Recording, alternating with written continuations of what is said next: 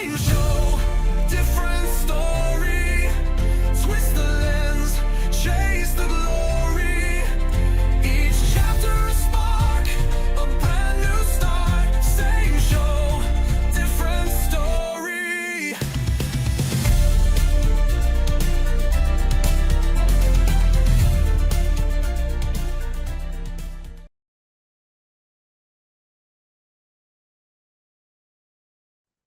Welcome back to Same Show, Different Story, episode number 33. Today we're going to be looking at a television version of Suspense.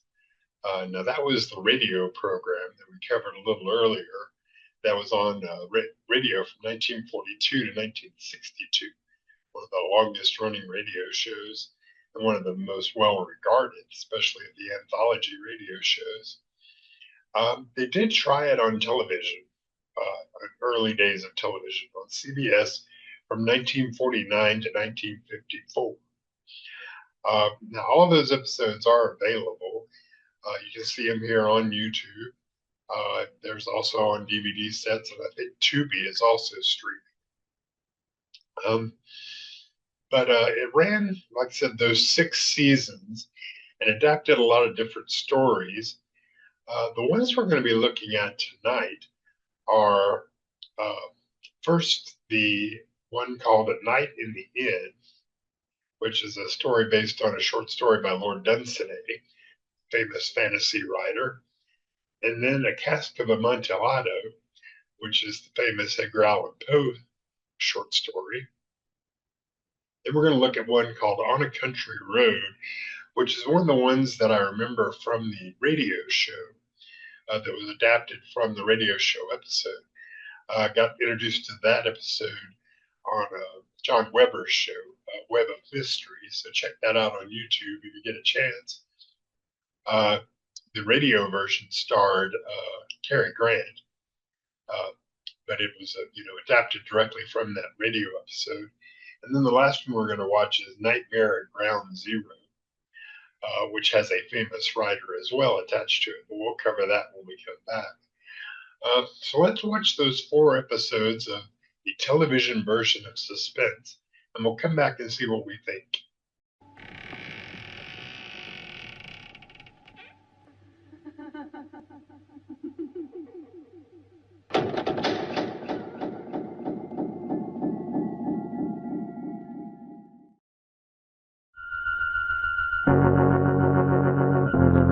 And now, Suspense.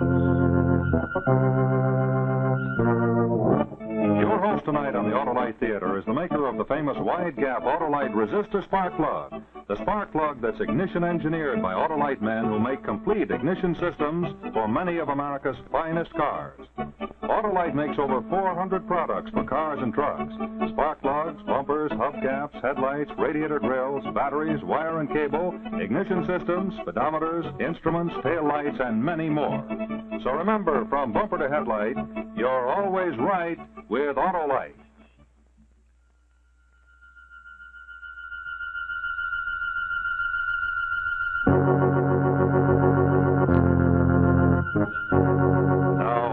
And its 60,000 dealers and service stations everywhere present the famous suspense story of the supernatural.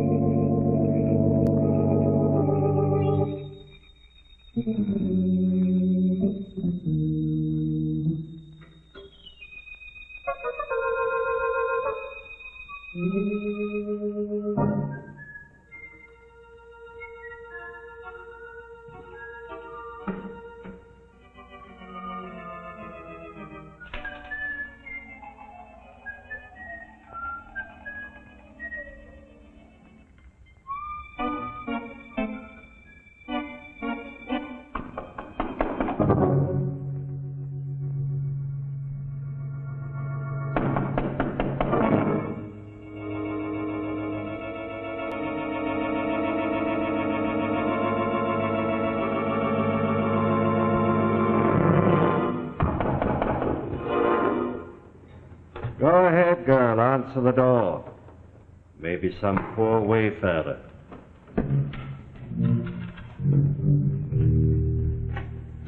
Could you put us up for the night? Sorry, sir. The house is full up. But my wife's in the car and she's quite ill.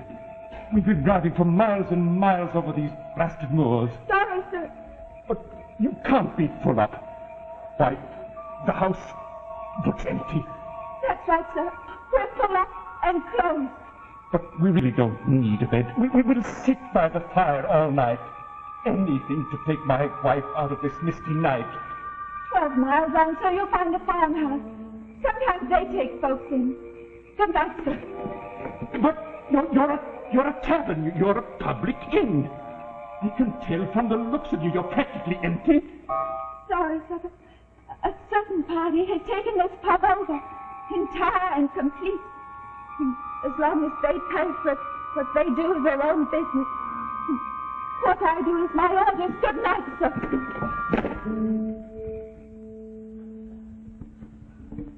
How much longer are you keeping us here for, Top? He won't tell you. Never know a thing with the top. He's a quiet one. How long did you rent this here pub for? Your turn, Albert.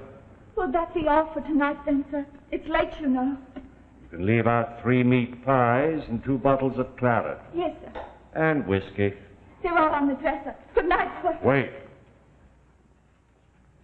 You're the only one sleeping in now?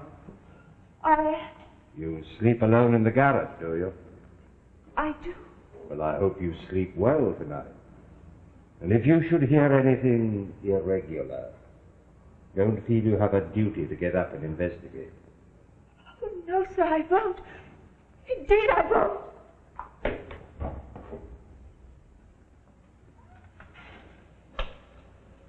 What's the idea, Top? What are you up to, anyway? Never tell us, would you, Torf? Oh, he's a clever one, mates. And you and me, why, who are we? Just 3 bloomin' idiots. Am I right, Torf? That's right, Sniggers. 3 idiot sailors, lost on the blasted moor. I tell you this, Torf. We may be 3 bloody merchant seamen to you, but there's one thing I've learned. What's that, Sniggers? Yes, sir. I've been sailing from Cape to Cape, and in all the rich corners of India. And there's one thing I've learned. I'm waiting. It's the clever ones, Torf. The clever ones that makes a mother. Ah, he's right. It's the clever ones that keeps everything to themselves. Their plans are clever enough, but they don't work. They don't work. 'Cause they forget some one little thing that simple fools like us could see. Tell us, Top. Tell us what your plans are. Aren't you the clever ones, though? I know what he's keeping us here for. So they can't find us. Ah, but I'm sick of it. How can they find us? They're nothing but 3 heathens. Who's afraid of 3 heathens, eh, Snickers? We can't keep hiding forever, and then running and hiding and running forever, the whole black world over. Remember that first night in Bombay? Aye, that was the Top's mistake then. He was clever, all right. He was so clever he let them follow us right onto the boat. That's where the old trouble started. If them 3 heathens hadn't followed us onto that boat, we might have had our little trophy sold by now. Aye. Am I right, Sniggers? Sold and the money divided between us like we always said. Aye. How much do you figure that ruby's worth? Any price. How much is any price? Any price we ask. That's how much the ruby will bring. Oh, and here we sit on the misty moors. Of course, you can't ever let on with the temple, Ruby. Folks is superstitious. Aye. And no matter how big it is, if people knew we stole that ruby from a temple, right out of the bleeding idol's eye. That's right. They'd never touch it. Why? It's still a ruby, ain't it? Yes, but it's a temple ruby from Hindustan. And that's what makes the difference. Did you hear steps? I heard something outside. Wasn't steps exactly. Wind. That's all wind. Wind, foggy night. What'd you say, mates? Let's eat them meat pies and drink that claret and that whiskey. Now, will you look who's in a panic now? Albert, you've seen them 3 heathens. That makes it different, and so is Sniggers, but not me. Every time I hears a noise and every time Look at here, Bill. It don't do no good to go looking and listening, 'cause when they come from behind. and they come without a sound. Like they did to poor old Jim in Malta. That's right. Like they did to George in Bombay. Before we start. Oh, easy now, Bill. We're safe out here. I give them dark devils the slip. You give him a slip? Aye. Put a stick in the fire, Albert. Brighten the place up a bit. I had the ruby, and I give them the slip. All three of them. How'd you ever do it? Well, they were following me. Who told them you had the ruby? You didn't sell it. You didn't have to. They kind of know. They kind of know. Yes. They know if you've got it. They always know. That's the mystery we was trying to tell you about.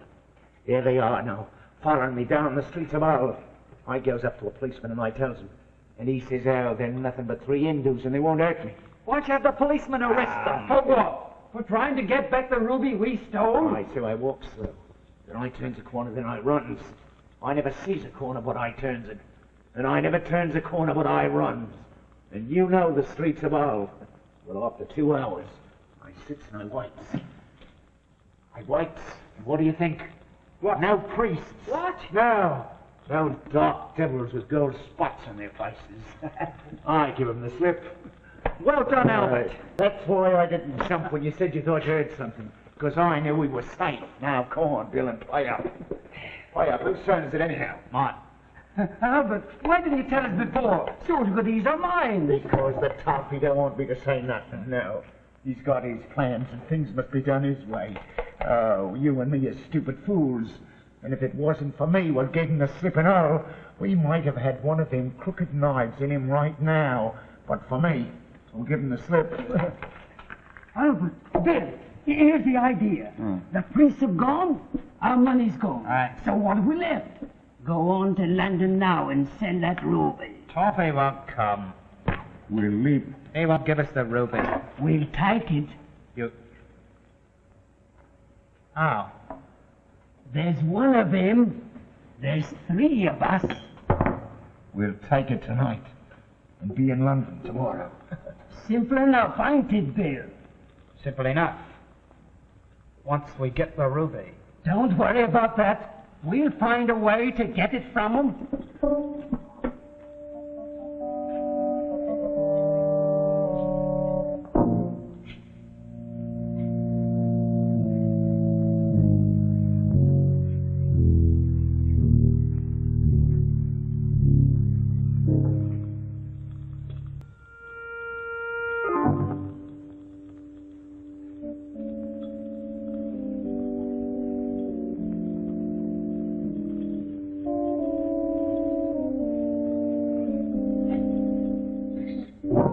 Come on, please. Well, goodbye, old man. We'll see that you get your fair share. But there's nothing to do here. No girls, no dance halls. We must sell that ruby. I'm not a fool, Bill. Oh, of course not. Of course you ain't. And you've helped us a lot. Well, goodbye, old man. Say goodbye. Of course. Goodbye. And open the shutters again, Bill.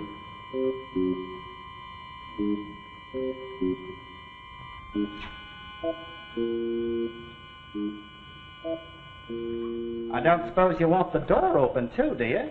Whether the door is open or closed, Bill, it doesn't matter.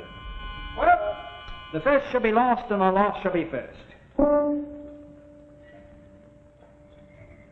Goodbye, Toffee, old man. Come on.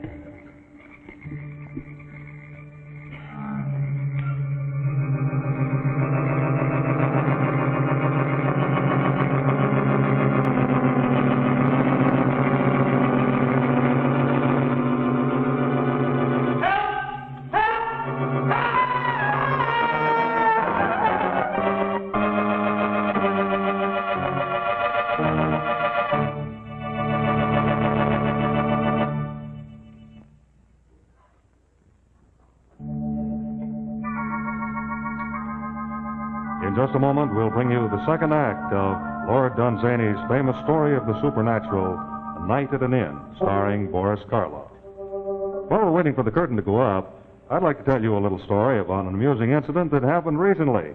It seems that one of our local luminaries, Marvin, the mystical magician, had gotten himself all duded up for a big appearance over on the other side of town. Now, this Marvin was smooth all right, but you couldn't say the same for his car. It was missing and bucking like the Indian rope trick gone wrong. Well, our friend Marvin did his darndest. He took a deep breath, leaned back, and cut loose with a real powerhouse spell. Marvin could make elephants vanish and a whole stage full of people disappear, but he couldn't get rid of that engine miss. Well, now, naturally, no one like Marvin, who is supposed to be a prominent prestidigitator, likes to have people know that he's lost his powers. So our friend Marvin came in for some real Autolite magic. What he got wasn't really magic. It was a combination of Autolite service and Autolite ignition engineering know-how. Well, his case was very simple. It was a case of old worn-out spark plugs. So, without any abracadabra, we replaced those old plugs with some really new wide-gap Autolite resistor spark plugs. No, sir, it's not magic that makes the Autolite resistor spark plugs the wonders that they are. It's ignition engineering, the years of research by Autolite engineers that developed the sensational new resistor that's built into all Autolite resistor spark plugs. Remember that resistor. It isn't magic either, but you'll think it is when you see how its low rate of electrode erosion permits a wide initial spark gap setting. You see, it's the wide spark gap that permits you to use a leaner gas mixture, and that means actual gas savings for you. Not only that, the resistor that permits that wide gap setting helps you get a smoother idle, too, and increases electrode life 200% and more. Also, those Autolite resistor plugs cut down on radio and television interference. Yes, it's the resistor that does that, too.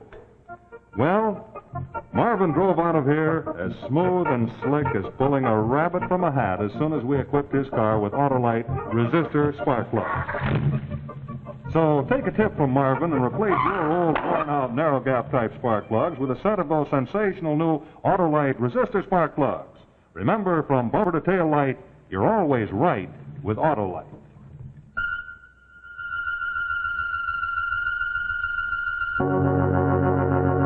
Now, here is the second act of A Night at an Inn.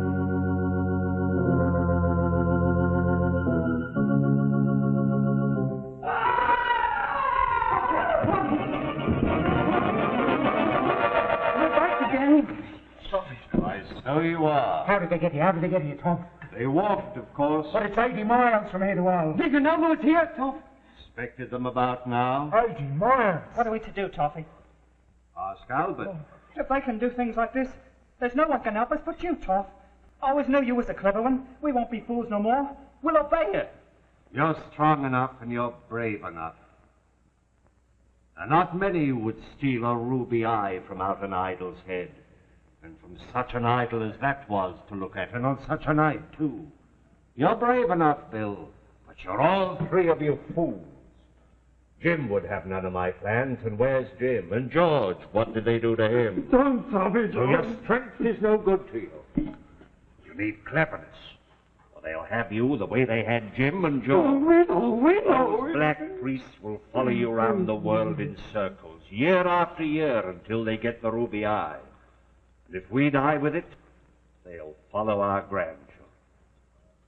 And this fool thinks he can escape from men like that by running round 3 streets in the town of Hull. What's truth? You haven't escaped them, because they're here. So I suppose. You suppose? I took this place especially to receive them. Well, you're a deep one. I saw something just then. Hadn't we better shut the shutters? Don't shut the shutters. But, Toffee, they can see us. One doesn't let the enemy do that. I don't see why... No, of course you don't. No revolvers now.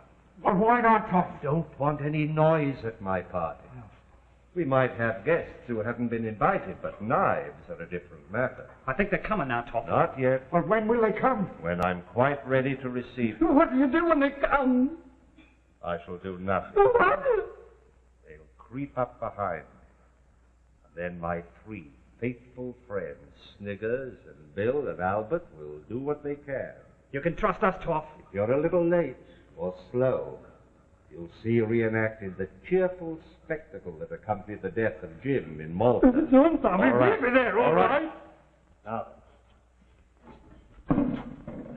I shall sit here My back to that door. Now, you three go out, one by one. Mind now, be sure you cross that open window so they'll think you've gone to the other room. I get it, Toffee. Then crouch low, creep back so that you'll be hiding here when I need you. Night, Toffee. Night, Tommy. Good night, Toff. Turn out the lights. Think the firelight will prove more inviting. No revolvers now. The police in Yorkshire are proverbially inquisitive.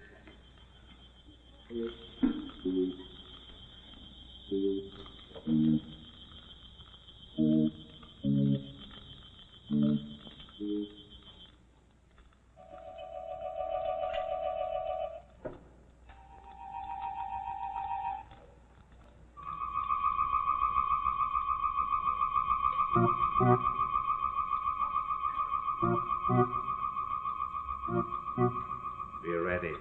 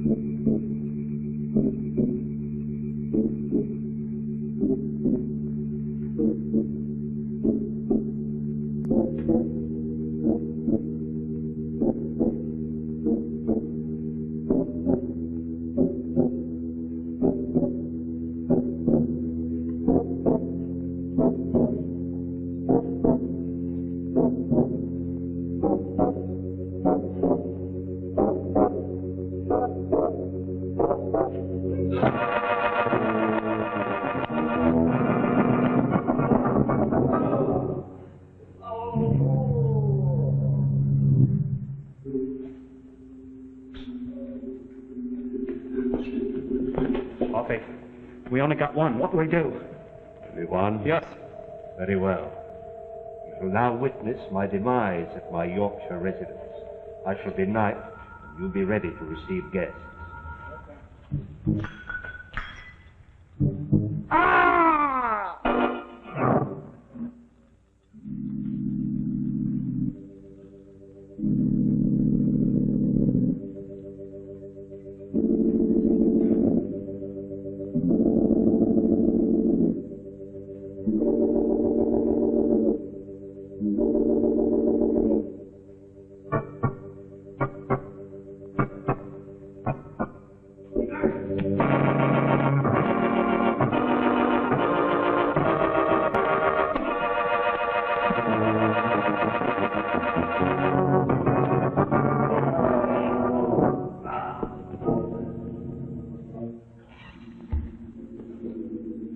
We've got two, Toffee. What do we do now? Still enough. Yes. Albert, you get over to the window. Stage a fight with that healer. I know he's dead. But you and Bill are going to resuscitate him. On his feet. Sniggers, help. Keep low, keep low. Out to the window. Quick now, quick. Sniggers, turn him over. Easy. Hold up.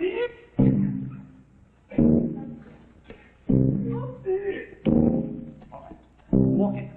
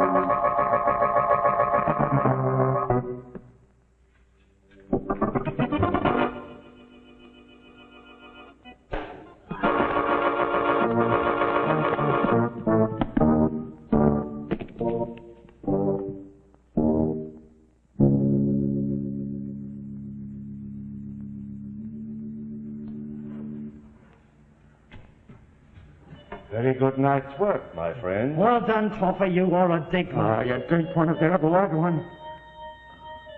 How much is it worth, Toffee? Everything they have in the shop. I'm sure we all ought to be very grateful to Toffee. Well, I just have a knack of foreseeing things. I should think you did. I don't suppose there's anything happens that old Toffee don't foresee. Does it, Toffee? No, I don't think it does, Bill. I don't really think it does. Turn on the lights. What do we do with him? Bury him in the garden. Then what?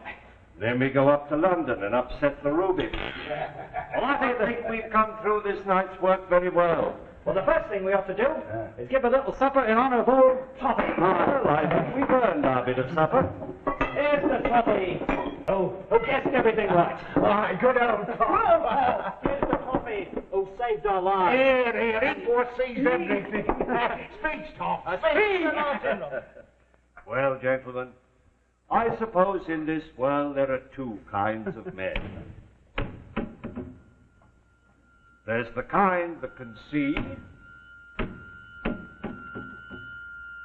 What would that be?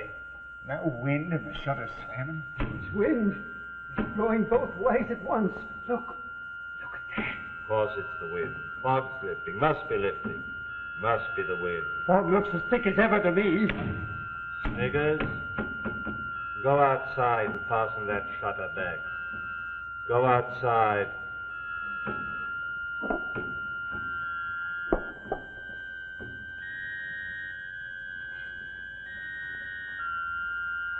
Well, gentlemen, as I was saying, in this world there are two kinds of men. Those who can see and those who can foresee. Now, the advantage of being able to foresee... Stop it! I've been thinking about my share in that ruby. I don't want it, Toffee. I don't want it. Nonsense, Sniggers, nonsense. You should have it, Toffee. You should have it yourself. Only Si Sniggers has no share in this here ruby. Say it, Toffee. Say it. Want to turn informer, Sniggers? Toffee, take back my share, Toffee. Take it back. What do you mean? What are you driving at? I saw something. I saw something what I didn't like. What didn't you like? Toffee, take back my share. Please take it, Toffee. What have you seen? The idol. I've seen a beastly idol. You couldn't have. Take back my... He's blind. He's groping. He wants that ruby eye back. Then give it back, Toffee. Please, Toffee, You're please give it crazy. back to him. I dare you, Toffee. Put that ruby in the window and you'll see. That's what he wants. That's what he's groping for. That's what he must have.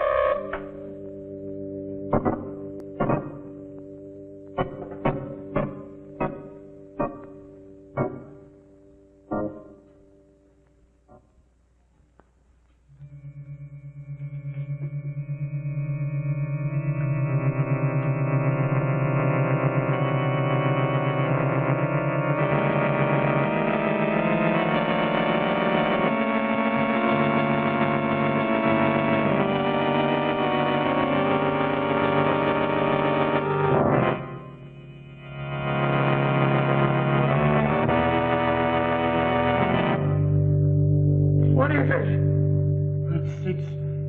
It's that obscene idol. Come from India. It's taking its eye. What's that? Say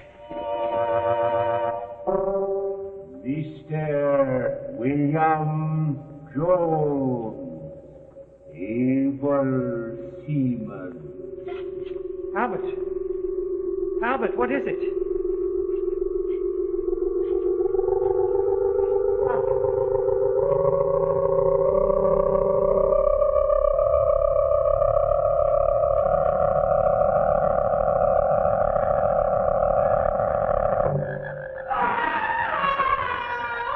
Tommy, what's happened? I've seen it. I've seen it. What was it, Sniggers? What is it? What is it?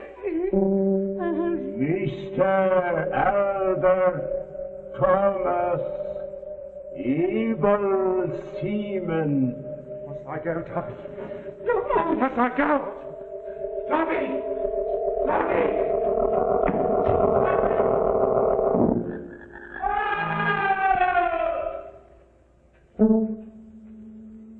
Mr. Jacob Sniggers Smith, able seaman. I can't go, Daddy! I can't go!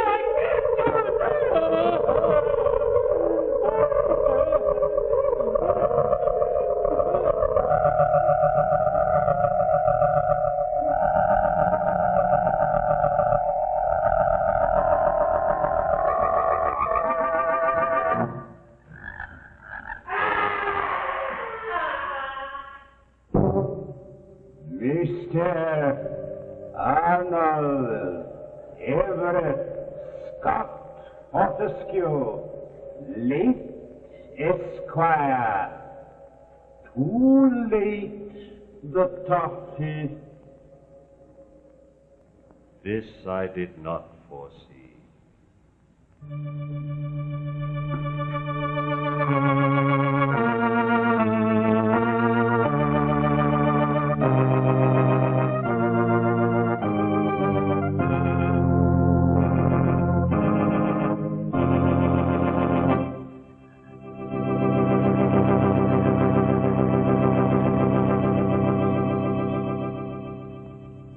Thank you, Boris Karloff, for a fine performance. Musical effects this evening were by Hank Silburn. And now, this is Rex Marshall speaking for Autolite, inviting you to join us next week for Suspense and reminding you that you're always right with Autolite.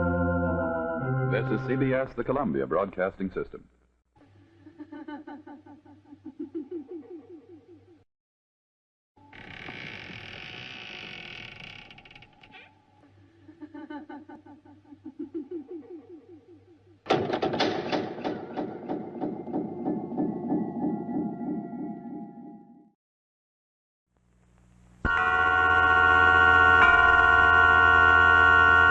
And now, Suspense.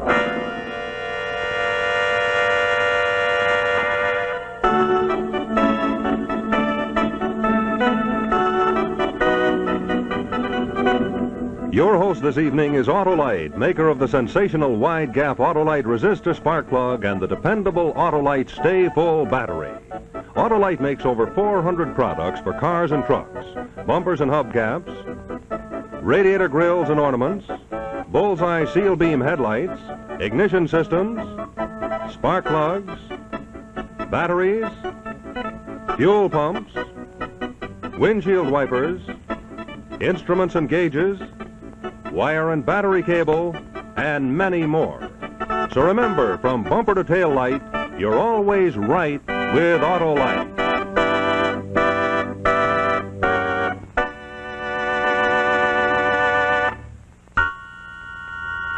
And now, Autolite and its 96,000 dealers everywhere present Suspense.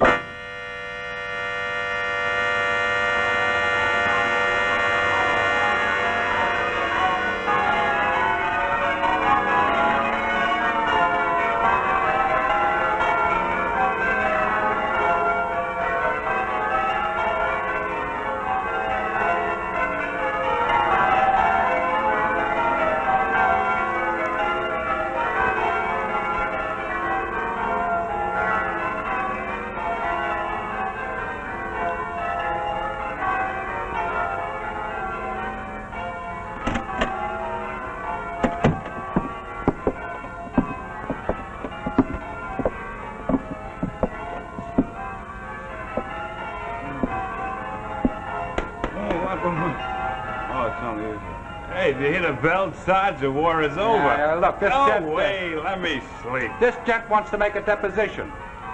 He says he saw a murder. Wants to get it on record. Hey. Oh, gent. Murder, deposition, Oh, yeah. The major says if you give me the deposition, I'll write it down for him in shorthand. Now, first we'll fill out some blanks.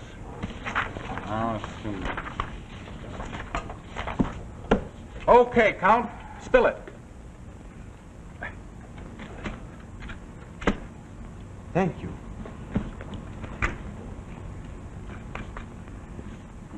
This palace used to belong to me. Yeah? The whole shebang? Early in the war, when the fascists were in full power, I had to give this property to General Fortunato. Yeah? Actually, Fortunato used to be a stable boy here. But he rose by devious means until he became one of Mussolini's favorites. And after that, a general. Now look, Duke, just give me who got killed, who killed, and how come you've seen it, huh? Now first, we'll have the place, and then the time, and then the respective parties. The place? Yeah. Do you know that under this palace, way under, there is a catacomb? A catacomb? Yeah, I know. There's a wine cellar about a quarter of a mile deep. That is right. You keep forever going down a long spiral stairway. Every few steps, the corridor leads up, lined with vintage wine. And they keep that out of bounds for us. You know, after searching for 3 years through the whole of Italy, I can pronounce it the greatest wine cellar in the I know it entire used to be. Okay, now, Count, place of murder, huh? Well, the catacomb is at the bottom of the spiral staircase. It is so far down that it's actually under a riverbed. Now, look, Duke, I know this is important to you, but all I need is just 5 words to fill in the blanks. For thousands of years, my ancestors have been buried in that catacomb. And down Your there... Royal Highness, I'm telling you, baby, I don't need all that. All I need is just 5 words. Way under there is where the crime took place. Ah, that's better. Murder, catacomb. Next, time of murder. Time. Now, what do you say, Prince? Let's blow your nose and get on, huh? Time of murder. When General Fortunato took over this palace, I must say first that by that time he had acquired so much power that he could force me to let him marry my youngest and dearest sister. Yeah, why the heck did you let him? Why don't you poke him one? You Americans are so charming and so simple. I didn't poke him one, my dear boy, because at his call came stormtroopers and torture chambers. Oh. Okay, Count. Time of murder, huh? Time. When General Fortunato married, after he married my sister, he took over this place and he let my wife and I stay on. And we lived in a small suite over the stable. Yeah, nice guy. This opened onto a terrace that commanded a fine prospect. Every noon, the Countess used to have breakfast there. I used to work in a war office and my sister was in a hospital. But the General and my wife had more leisure. Good morning. Has your husband gone to the office? Yes, I believe so. Doesn't he usually take your wife to the hospital on his way? My wife didn't go this morning. Oh? I told her not to. We're leaving for Rome. Coffee? Thanks. May I? Don't you think you might button your shirt? Doesn't whet my appetite. We're flying in 15 minutes. Perhaps you could have one of your colonels to deputize to comb your hair for you in the morning. Do you know what that means? What are you chewing on? It means I won't come back. Not until the war is over, anyway. You'll keep amused. Without you... Why not? Am I part of your pleasure? Come to Rome. Don't be ridiculous. Couldn't you spend the winter in Rome? Where should I live? We've shut up our house there. I could get you a luxurious apartment. I dare say you'd steal it from someone if I'd let you. You could help me in Rome. As my sister-in-law, you could entertain brilliantly. It would be very good for me. You have a wife, haven't you? Oh, she's very simple, just like her brother. Understand, it would be good for me. And it would be good for you. You could have Rome at your feet. I think you'd better run along now. Give me an answer. We've been neighbors here. It's not been too unpleasant. But Rome is different. Rome is public. What if I won't be married? Answer me. What if you won't be married? General, I find your stable boy's mind very dull this morning. Bon voyage.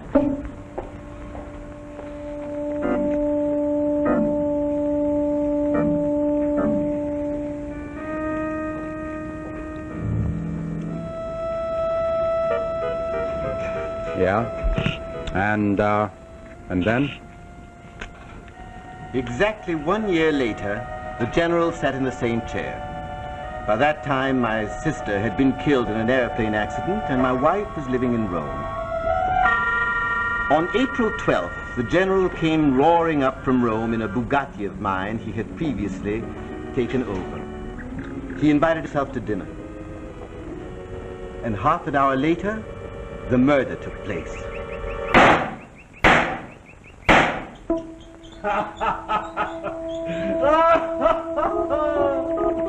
Are you finding yourself game? Storks! Two storks nesting in the chimneys. And one glass window when an old lady shook her hand at me. I regret very much that I have to serve you myself, but since the war, you know. Who cares while we have that cellar? Who wants food? Our eyes met. I knew why he had come north, either to kill me or to arrange for someone else to kill me. I really didn't care. I had come to a point where life or death held no preference. In that warm April sunlight, the red wine glowed and gurgled like blood, and I gave up. What hope for me? He was Iluch's darling. He had a secret police of his own. Actually, I suppose he thought he was being very decent to come in person. He might have sent his agents in the night. Well, my friend, what do you hear from your wife these days? She's in Rome, isn't she? How should I know? You're the husband. Surely the husband knows of the wife and her whereabouts. She spent the winter there, I believe, trying to secure a divorce. Do you have a cigarette? Yes. A handsome case. From an admirer. Well, now, any success with that divorce? No success. And how's that from your point of view? I regret it. It was always a misalliance. A divorce would keep me and would save me from living in fear.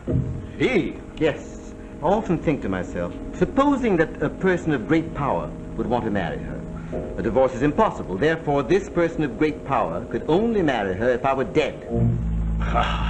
You don't mean that you fear for your life? Every moment. Come now, come. Oh, what romance you fill your mind with. Not at all, no. She has always been attracted by power. And she attracts power. The end is inevitable. You know that is my third battle, waiting for you to cook that nasty little meal for me? I regret that it is the best that I can offer. Well, it is a long, long life for both of us. And a happier compensation. By the way, apropos, that reminds me. Last week, a black marketeer brought me a cask of Amontillado. Amontillado? Ha! That's impossible. That's exactly what I said. In these times, impossible. Must be sherry. Huh? He swore it was Amontillado. Sherry. Nobody can get a cask of genuine Amontillado these days. Well, not even I can get it. I had my doubts. Still, I bought it. Throw your money away. I'm having Lucchese come over to taste it. You remember Lucchese? Excellent palate. Lucchese? That old fool doesn't know wine from water. Well, of course, he hasn't got your palate. Where is that Amontillado? Oh, no, I'm afraid it'll be too much trouble. Now, let me taste it. I tell you, let me taste it. No, I couldn't disturb you, really. Why, where is it? Is it in your vaults? At the very bottom. All the better. I will sober up. Climbing down. No, General, really, I couldn't disturb you that way. Why, what's the matter with you? You seem to be afraid. You shouldn't be afraid going down with me. Oh, it's not that. It's... What then? Well, it seems a pity to drag you down there into those depths and those darknesses with this beautiful sunny day. No, I'll have Lucchese. Oh, get your torch and we'll go. But do you have the time for me? Don't you have to go back to Rome? Time for you? Of course I have. I have the whole afternoon to kill. After you. No, General. Please. No, after you. I said after you.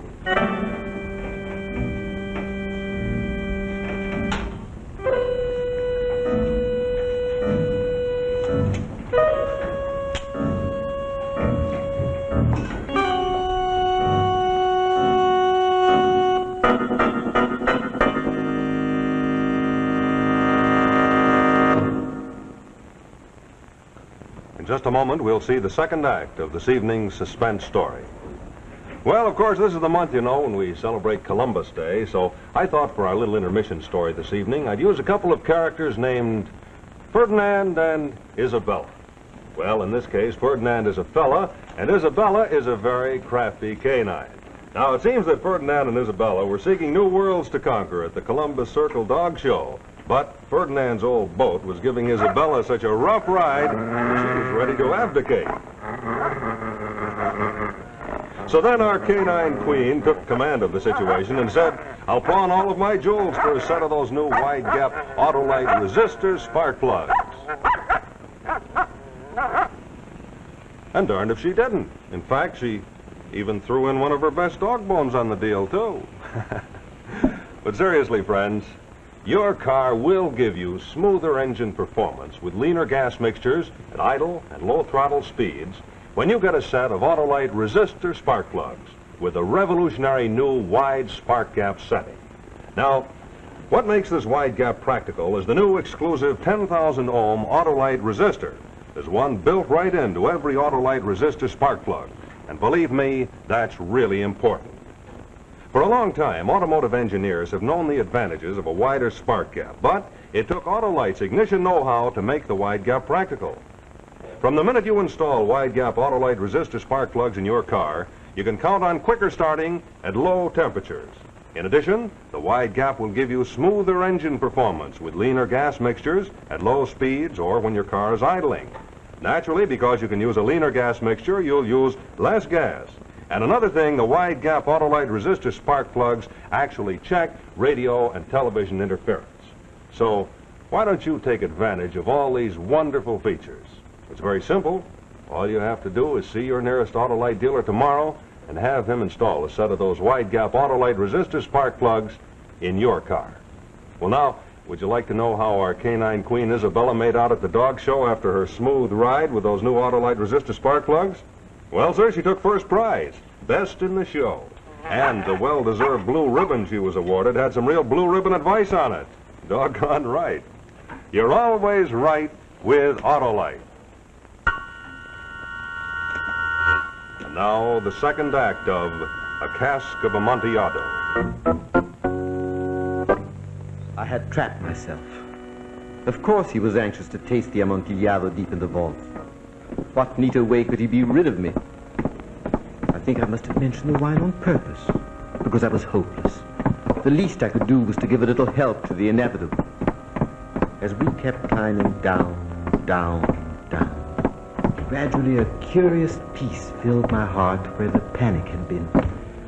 A resignation came over me, almost an eagerness to be at the bottom and done with it. Are you coming along all right, General? Coming fine. Thank you. You tell me when you want to rest. We still have a long way to go. I need a drink. That's what I need. I need warmth. Damn down here.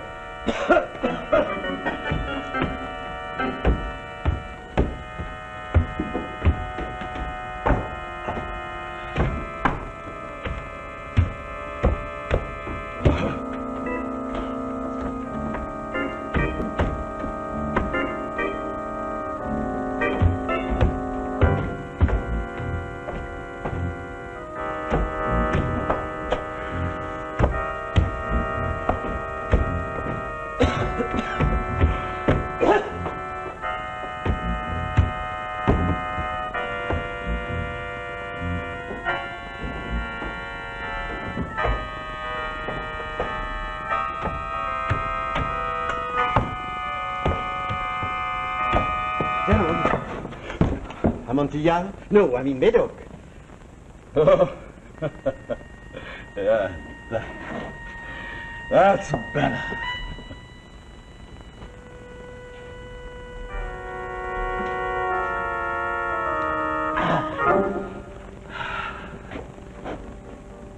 As a matter of fact, we've gone down far enough. Let's forget the Amontillado.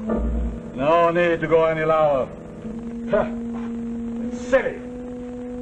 Let's make a finish of it Right here and now. Sit down, dear fella. Need a minute to catch my wind.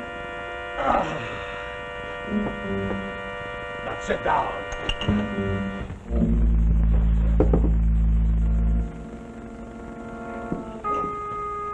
You know, I owe you a great deal and I give you credit for it. Even when I was your stable boy, you saw I had a hand to run things. I was always aware of a great eagerness on your part, that is true. So you gave me money to go to school. 3 years, and I was back here and manager of the whole place. Now look at me. Look at me now and... I must say, General, you have always been able to forge your way ahead. Do you want me to tell you the truth about yourself? Well, this is as good time as any other. You know, when you made the biggest mistake of your life... I think I'm beginning to find out. I will tell you. When you didn't join the party, that's when. If I hadn't get in on the ground floor, I wouldn't have been the boss here now over the whole town, would I? No. My dear Count. And if you hadn't been the boss, I wouldn't have let you marry my sister. That's right. What? Hey, you were catching on. That's right, because, don't you see, if I hadn't married your sister, I wouldn't have had the money to buy my way in Rome. And if you hadn't married my sister, she wouldn't be dead. What do you mean by that? Well, if you hadn't been married to her, she wouldn't have been in the plane with you. Oh, that's different. I see. Well, can't help accidents. Matter of fact, your sister was never right for me. So simple, just like you. I need a woman of ambition. Someone like my wife? Yes, if you say so. And then you really would have reached the top, huh? You know, life is nothing but a lot of steps. Either you go up, or you go down. And it seems that I have to go down. Count. That second lasted a year. I knew his revolver was on me.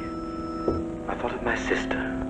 I thought of the lovely April sunlight that was far above me. I thought of all the tenderness of life trampled on in the name of the dictator state.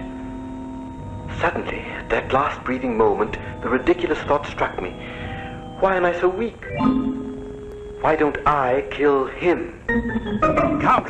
Where are you running to? Come back here! I command you! Come back here!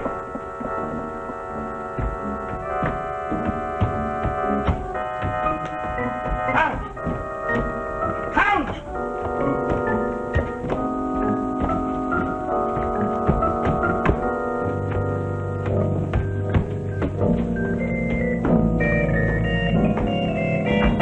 Where are you? What trick do you play? Dear brother, where are you? What shabby trick are you playing on me? Or are you trying to be funny, or are you hiding to frighten me by leaving me alone?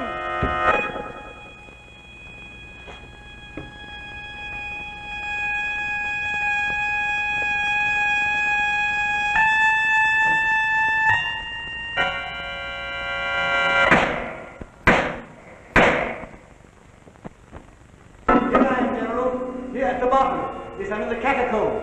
Come on down, it's only a little bit further. The Amontillado is down here. Are you coming, brother? Coming!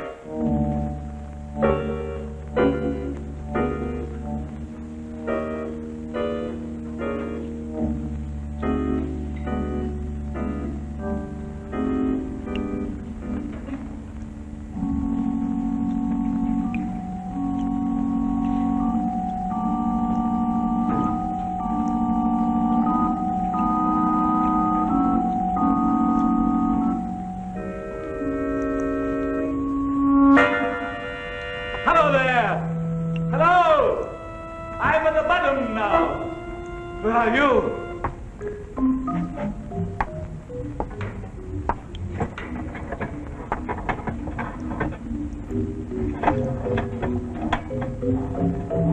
Hello, brother. What way do I go?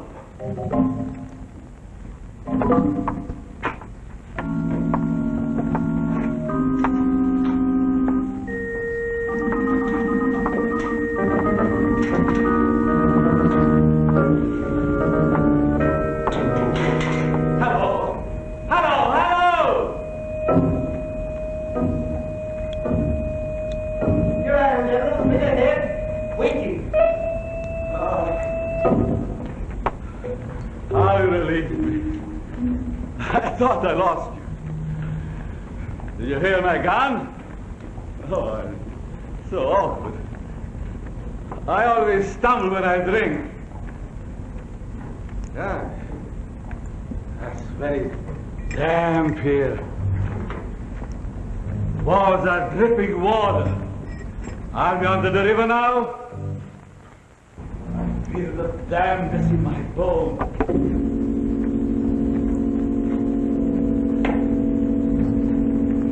Well, what are you?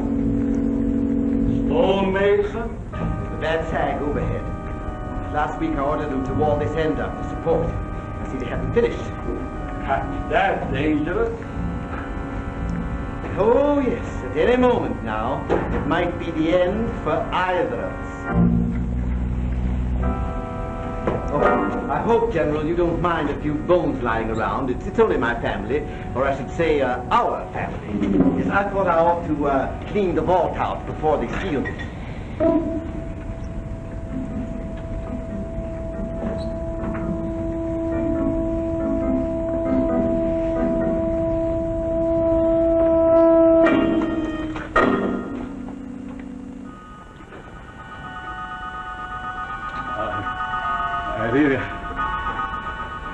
I didn't kill your sister. It was an accident. Pure accident. And your wife, she came after me. She came, I swear it. Would you like to be buried with my ancestors? You wouldn't dare shoot me. If you don't back into that vault, I will. They would find me, and they would kill you. They would torture you. Back into that vault.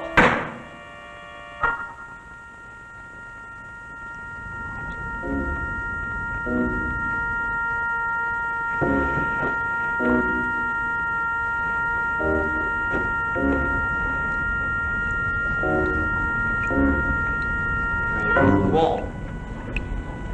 Reach up to your hands till you feel the chains.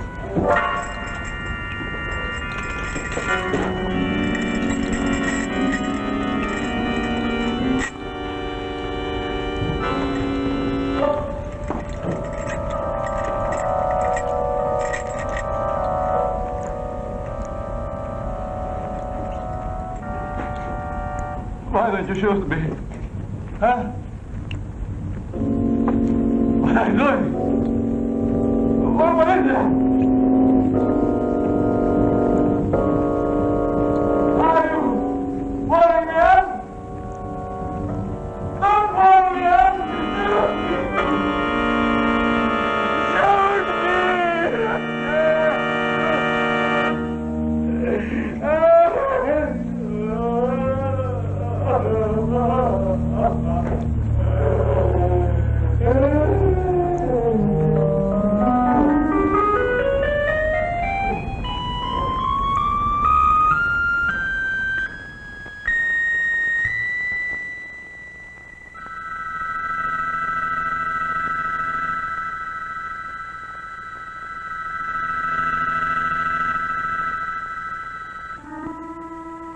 The wisteria was in bloom, covering the rooftops below me. I sat for half an hour on the terrace, enjoying the sunlight and the general cigarettes.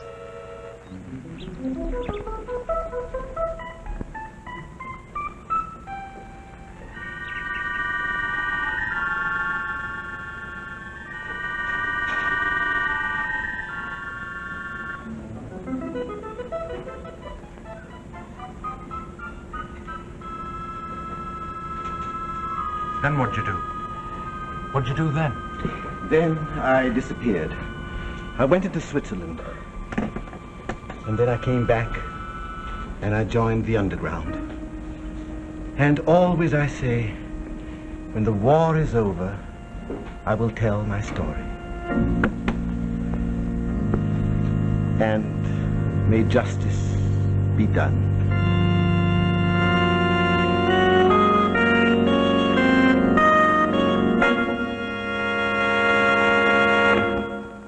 This is Rex Marshall speaking for Autolite, and in just a moment I'll tell you about next week's suspense story.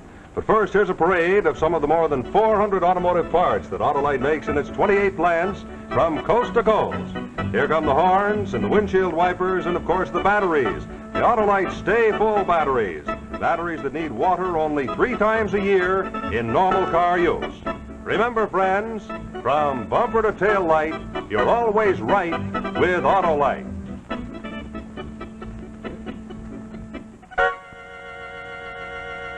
Next week, our story of suspense will be The Serpent. Also, be sure to listen to Suspense each Thursday night on the radio.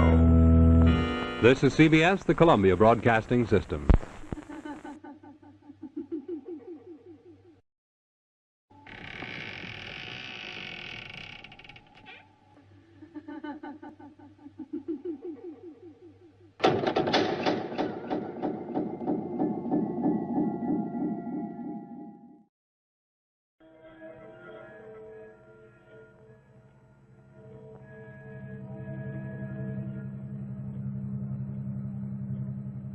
Worse than a London fog. We're in no hurry. All this Sunday traffic, too. David, relax. Creeping along like this gives me the creeps. Can't you see it's a fog? This is Maine, you dope. In Maine, we have fog. Ah, shut up for crying out loud. Please, Professor. What are you, some hick from New York?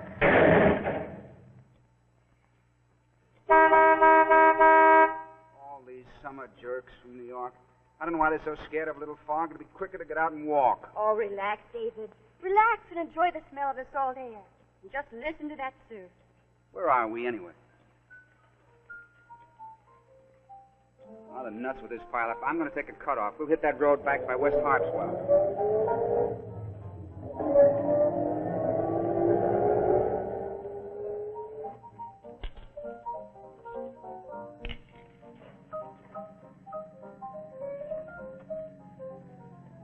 Well, at least we're moving. Call out if you see a whale ahead, Skipper. And listen for a car. It's funny, we haven't passed any cars yet. I'm glad you remembered the shortcut. Yeah, about 5 miles of dirt road between West Harpswell and Harpswell Center. It cuts out Brunswick. That's where those fisherman shacks are, isn't it? Ah. And then we hit a tarred road over the Blueberry Plains. We'll make fine time. We interrupt this program for a special news bulletin. Oh, turn it up, Don. It might be war news. Police this afternoon issued a warning to all residents of the state of Maine to be on the lookout for Nellie Geller, a middle-aged woman described as dangerous and insane. She escaped this morning from Restview Mental Hospital in Augusta after killing a doctor and a ward attendant. This is the same Nellie Geller who a year ago murdered a young woman on the street in Bangor. Sounds more like my mother-in-law. Don't you mean my mother-in-law? Hey, take a look in the back seat, see if our lobsters are still there.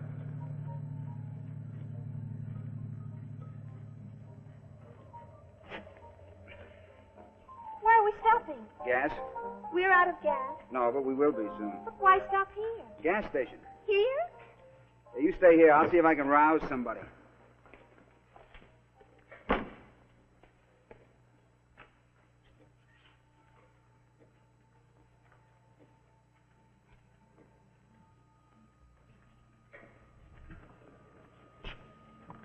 Oh, anybody home? Anybody home? This joint's deserted. I guess they're all in Brunswick. You remember this place? We used to come out here to neck before we were married. How far to the nearest gas station? About 5 miles. Let's wait, David. Maybe somebody will come. Okay. I hate to get stuck out in the middle of nowhere with no gas. Why do people do things like that? Like what? Killing other people. Ask the psychology department. I teach math. Why didn't they just put her to sleep instead of locking her up? Then she couldn't have escaped. I guess they hoped they could cure her. I wonder if they left that gas pump unlocked.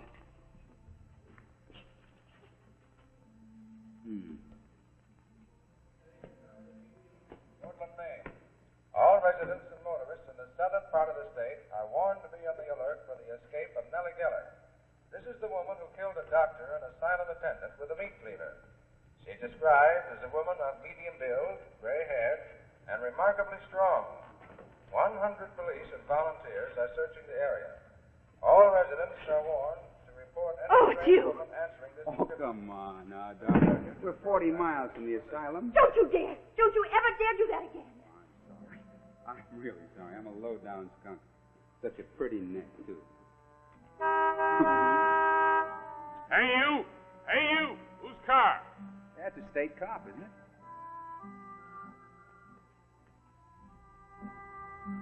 What does state cop be doing way off here? What would you be doing way off here?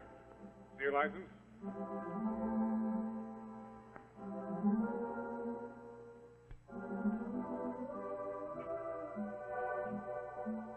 What's this stuff in the back seat?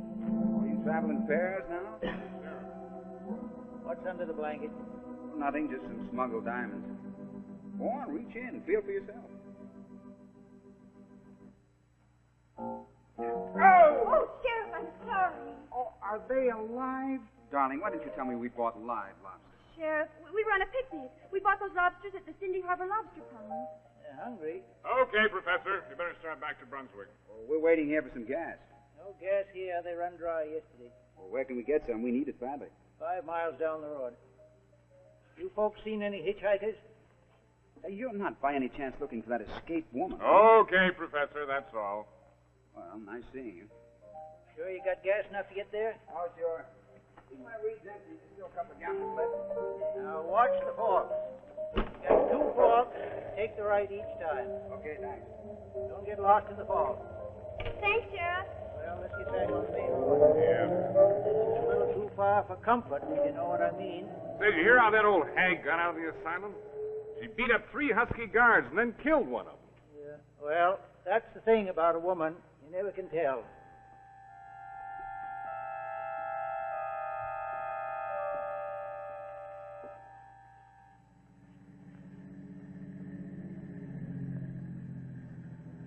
We interrupt this program for a special news bulletin. A few minutes ago, the decapitated bodies of an elderly man and woman were found by police near Harpswell Center on a lonely dirt road. Police believe they were killed by Nellie Geller, the insane woman now at large, who must have hitched a ride with them from Augusta. All persons are asked to be on the lookout for this woman. Here is her description again. Turn that off, will you, darling? She is medium build, I'll catch gray-haired, it on when I can really very listen. strong. You took 2 right forks already. No, I didn't, just one.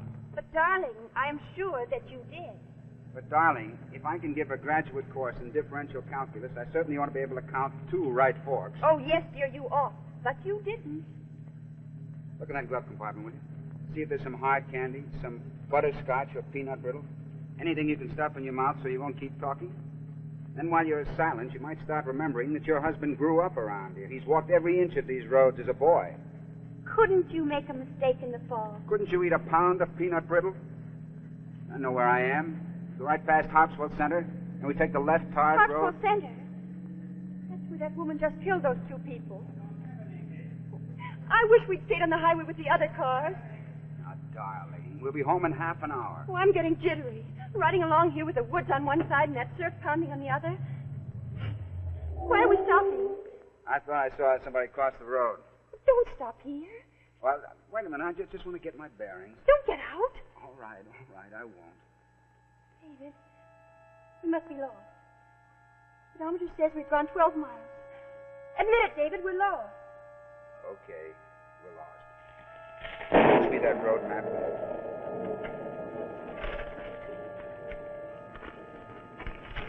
Surf is really frightening. Yeah, it must be to the plankton. To the what? Plankton. Plankton must be scared silly in a surf like this. But when you really stop to think, but I don't suppose they're really as scared as the nectar. David, have you gone crazy? David! Isn't there someone moving? Please, let's get out of here.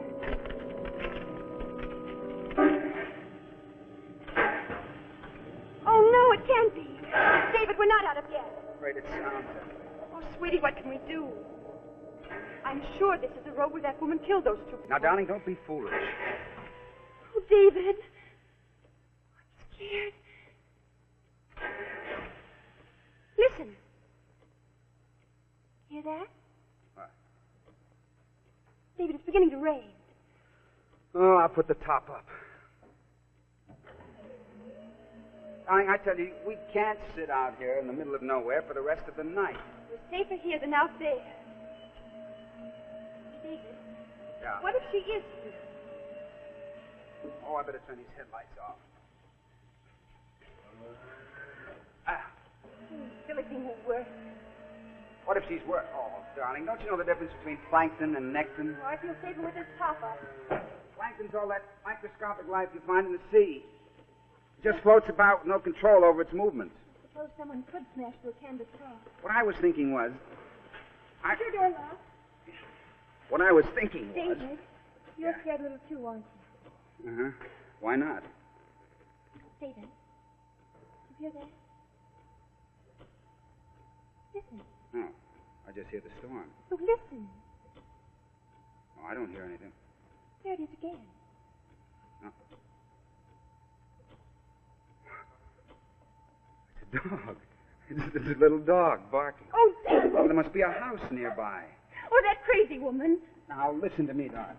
The mathematical chances are 1 in 3 trillion that that woman is out there in the dark barking like a dog. There's a house nearby, and I'm going to find it. I'm not going to stay here alone. I'm going with you. All right, get the flashlight. It's in the glove compartment. Boy, well, I'd be glad to see a light in a friendly face.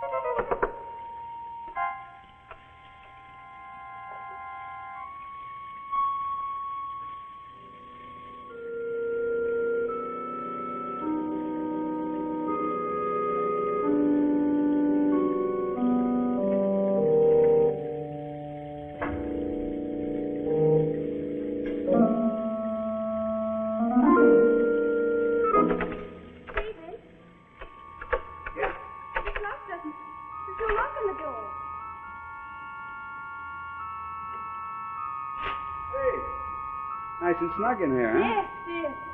I wonder who it belongs to. Keep it nice and neat, don't they? Yeah, shipshape. Boy, am I dead tired. Oh, so am I. Oh, my eyes are tired from watching that road. Yeah. It's a strain, wasn't it? Glad to be in here. Here, put your head down here, darling.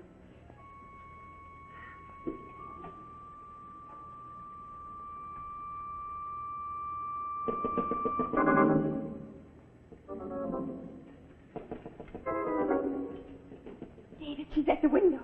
Good. Let me in. What do you want? Why do you want to come in here? Let me in. I think there's someone after me. David, don't let her in. I wonder who she can be. Did you see her face? Did you ever see such a hideous face? I'm sorry. Can't let you in. Too late to let you in a night like this. Please, please. David, I know that's the woman they're looking for. Her eyes were wide. Maybe she's scared of the storm. No, that's a crazy, frantic look.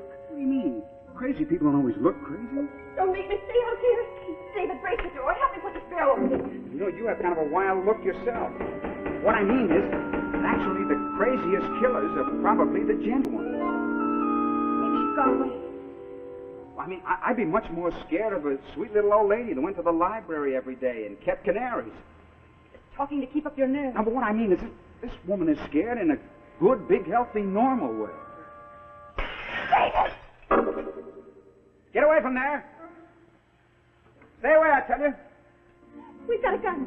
My husband's got a gun. Yeah, I tell you, try the farmhouse down the road. But I'm petrified. My car got stuck, and I sat there in the dark listening to the radio. And all I could hear on it was about this mad woman who's right around here somewhere. Did you hear that on the radio, too? Yeah, we did. And you still won't take me in. You want me to go chasing off in the dark, look for some farmhouse, good Lord knows where. Why, how can you just stand there and stare at me? Okay, go around to the door. We'll let you in. Oh, thank you. Please don't let her in. Well, once you get a look at her, there's nothing wrong. Of course her eyes are frantic. She's frightened. Oh, I'm so relieved. I thought you'd never let me in. I'm one of those women who've always lived alone. And at night sometimes when I hear things on the radio like this horrible woman with the meat cleaver, I get in a very excited state. Don't you want to sit down? We can all sit here on the floor, put the lamp in the middle. Oh, that'd be very nice. Well, do you live near here? Yeah, Brunswick. I teach at Bowdoin. Oh, well, I just came over for the day. I live in Augusta. Oh, we have friends in Augusta. Whereabouts do you live? Near Rescue. Rescue? Yes, that's where the asylum is. Oh, your home near the asylum? Oh, yes. Actually, I'm quite used to those people. I don't know why I should be so frightened tonight. Must be because I'm away from my cats. You have cats? Oh, yes, I have. 23 of them. 23 cats? Yes. They're Abyssinian. They're what? Don't you know Abyssinian cats? Well, they're the most beautiful kind of wild animal gray. I read to them in the evening. Oh, does this happen every night? Every single night. Oh, I have to, or they'll howl. What do you read to them? Milton. Milton is all they want, so I stick to Milton, except when they're naughty, and then I have to punish them. That makes me feel quite sick. David, there's that dog again. You hear him? Closer. That mad woman's out there. All this time we've sat here talking, I heard these creaking noises. Only I didn't want to say anything because we were all trying to be so calm. There it is again. Listen. The dog doesn't have to be barking at that woman. Maybe there's a house nearby. Maybe it's barking to be let in. No, it senses somebody. There's somebody out there.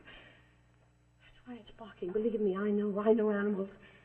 See, we could get to a phone.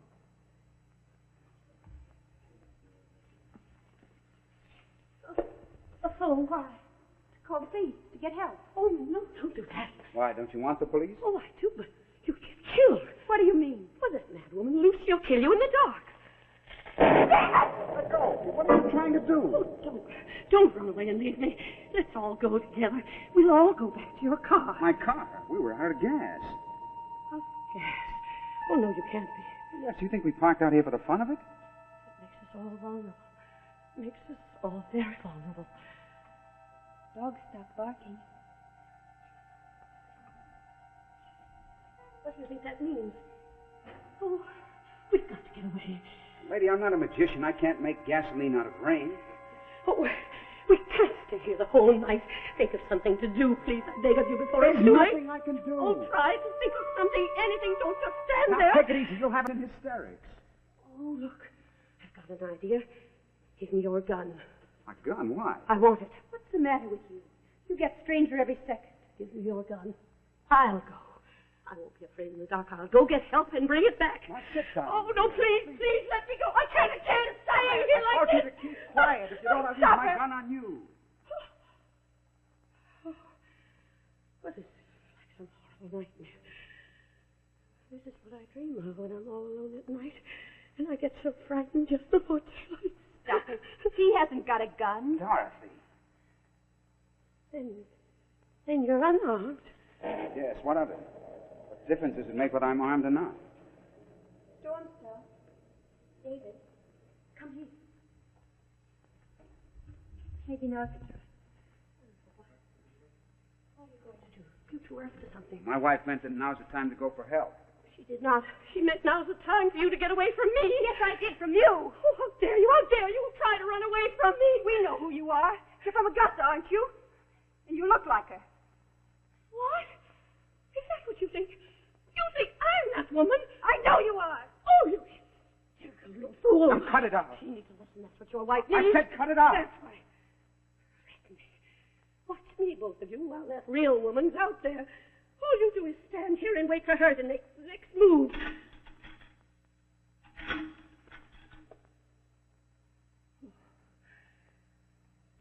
Just do one thing for me. Go outside and walk around the house. See if somebody isn't there. Nothing will happen while you're gone. Don't go, David. Someone will be killed. Someone will be killed if he doesn't go out. Well, that's right. Maybe it was that woman. I mean, I could just walk around the shack, Dorothy. She could stand right there by the door. I mean, there is somebody walking around out there. It'll only be a second. Okay? You stand here. People used to believe that it was only women that had hysteria. Maybe they were right. I don't know why. You're in such a state about me. You've got something in your hand. I'm the one who ought to be afraid of you. You've got something shiny in your hand. You've got a piece of glass. Yes, I have. A long, sharp piece of glass. If you're going to run away and need me, I'll need protection. Put it down. Put it down. And we'll let you go. We won't report you. You still think I'm that woman, don't you?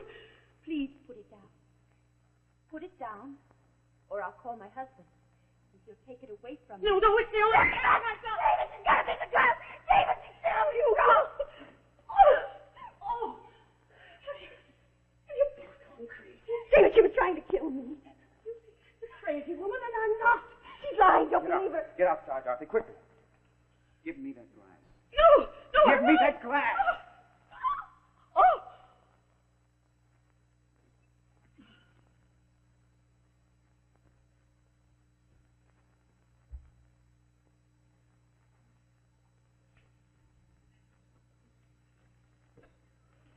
She's dead. She fell on a piece of glass. She was trying to kill me. She would have killed us both. Let's get out of here. Let's get down to the road and stop a car. Why are you parking way out here? The sheriff. Oh, it's the same couple. Well, what'd you do, Professor? Lose your way? Sheriff. Told you, two right forks. Farmer up the road, he had called me. Said that his dog had been barking at something. Yes, we caught her. Who'd you catch? That woman that escaped. What are you talking about? That woman was captured a half hour ago. What? The woman from the asylum? That's right. Oh, no. Yes, they trapped her miles from here.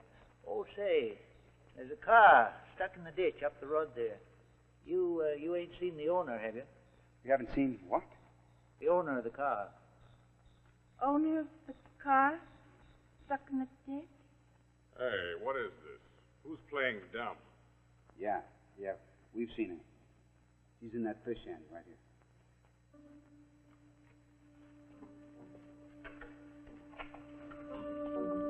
What's going on here? Oh, looks like she cut herself and passed out. Lady, you hurt bad? Oh, you better go back and get your first aid kit. Right. Doesn't look deep. Oh, I guess she'll be all right. She must have stumbled and cut herself on this piece of glass. Fear does, Dorothy. Fear's bad. Fear grows like crazy, and people lose their heads, lose everything they've got. There's no good losing our heads like that. Now what? Gotta tell. Yes. We've got to tell.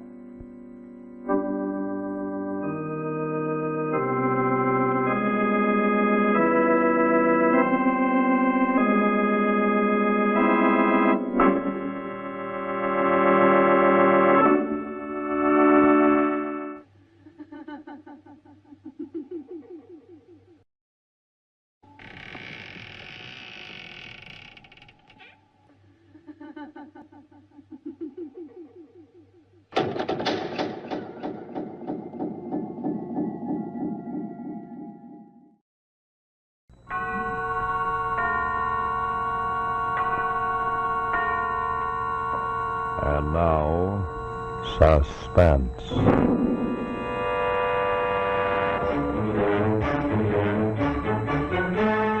Your host is Autolite, world's largest independent manufacturer of automotive electrical equipment. Autolite makes over 400 products for cars, trucks, tractors, airplanes, and boats in 28 plants from coast to coast. Autolite serves the greatest names in the industry. Its products include recording and dial indicating thermometers, wire and cable, distributors, coils, and a complete line of ignition-engineered standard and resistor-type spark plugs. Autolite also makes starting motor armatures, starting motors, generators, voltage regulators, and all types of batteries, including the famous Autolite Stay Full, the battery that needs water only 3 times a year in normal car use. So from bumper to tail light, you're always right with Autolite.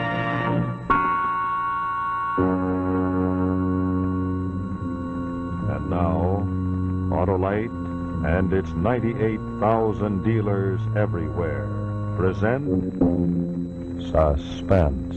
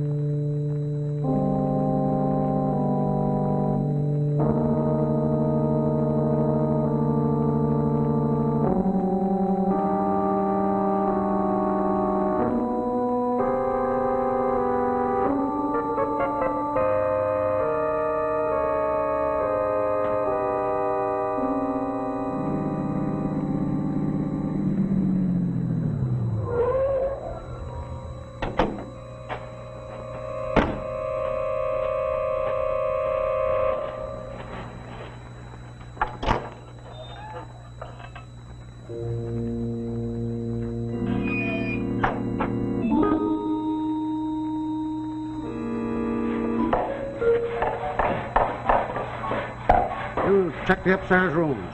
Here's these lists. You check carefully. They must be fully furnished, completely equipped, exactly as those lists state. Mr. Vance? Mr. Vance!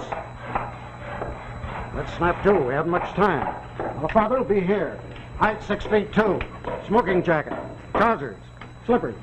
Got it? Yes, sir. Mother here. The mother here. Dress, stockings, about 5'5". Got it? Yes, sir. You're the electrician? Yeah. You got a 110 or 220 outlet, is that right? Yeah, for heavy-duty stuff, just like in a regular house. Okay, then. Now, you got the mother spotted? Yes, sir. Now, if you had those people here this morning, as I told you... They'll be here by midnight, sir, I promise you. I had a little difficulty when I tried... Now, this window gets closed. Normally, all west windows will be closed at that hour. Remember that when you pull out. Yep. Mr. Vance, one child in the west bedroom, one adult in the small room at the head of the stairs. You got that? Yes, sir. I got it written right down here. Well, don't forget it. And in the future, when you work for the Army and they order people in designated spots at designated hours, get them there.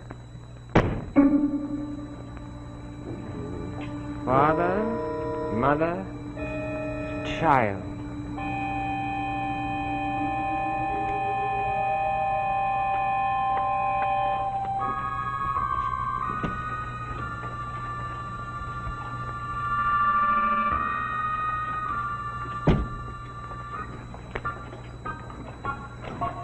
Father 6'2", mother's stockings, west window closed.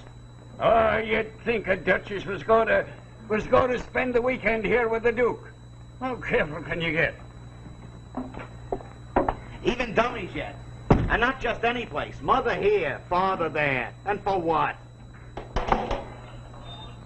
4 a.m. they're going to drop an A-bomb and there won't be nothing left anyhow. Pretty creepy, ain't it? Looks like a house first, like a house. But it ain't a house. Well, 4 in the morning. Ground zero.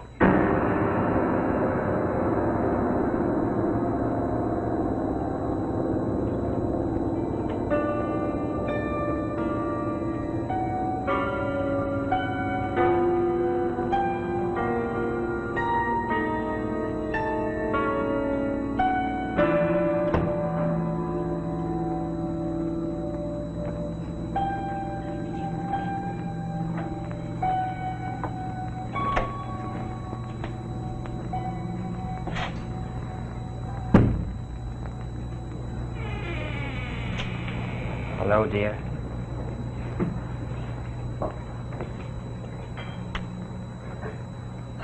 Well, I've got so much to do yet, and I haven't eaten... I waited supper as long as I could.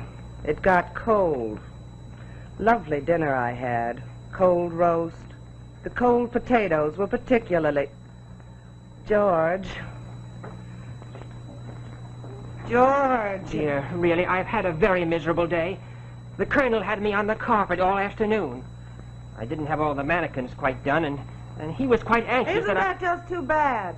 Did you tell him you had a wife in the house, a wife that gets precious little attention as it is? I promised him You that promised me, too.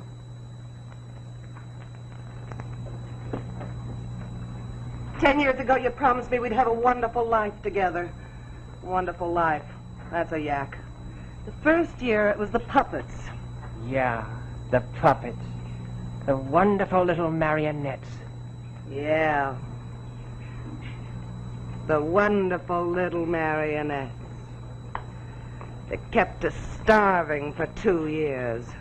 Crazy, stupid... And when I got out of that, where did you go? You great big success, you? Helen, I really have to Hancock finish... figurines, wasn't it? Yeah, my artist over here. My successful artist husband. And then where? A hot desert town with atom bombs exploding every few weeks that scare me to death. Oh, yes, it's been a fine life, George. Rich, full, exciting.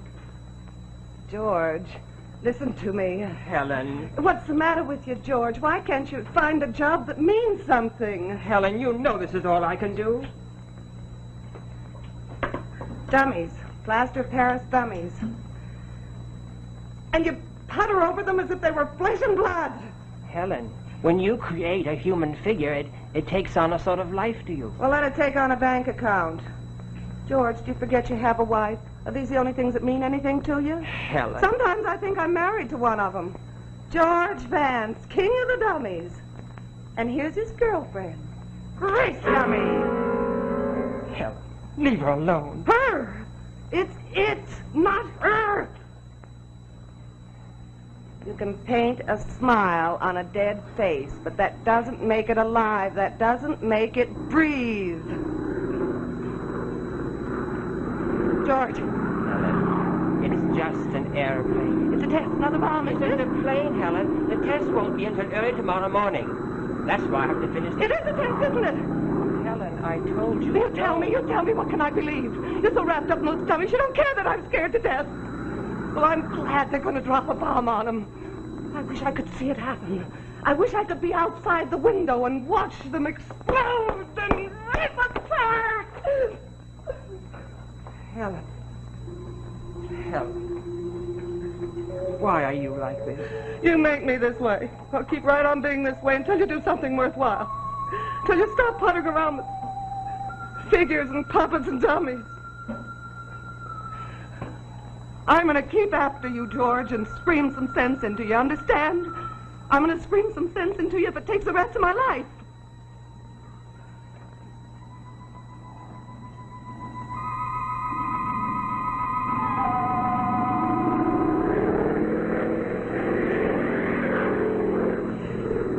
George, I'm going with you tonight. I can't stay in this house now with the bomb going off. I'll go with you. You want to go with me to the house? But you hate doing that. Why, it frightens you even when we pass through the gate. I'll take my prescription. I'll go along with you and sleep in the truck. I'll take 3 pills. You know how I am when I take 3 pills. Why, an earthquake couldn't wake me up. Helen, I'm going with you. I'll take some pills.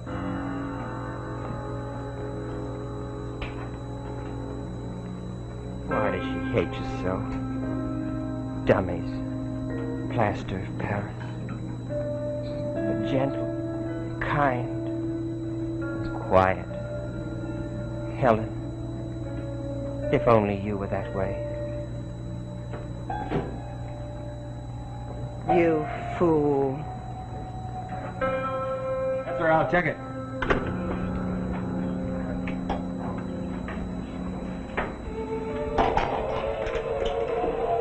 Post number 1 says there's a civvy car heading out this way. Official business. Well, official or no, he'd better hurry.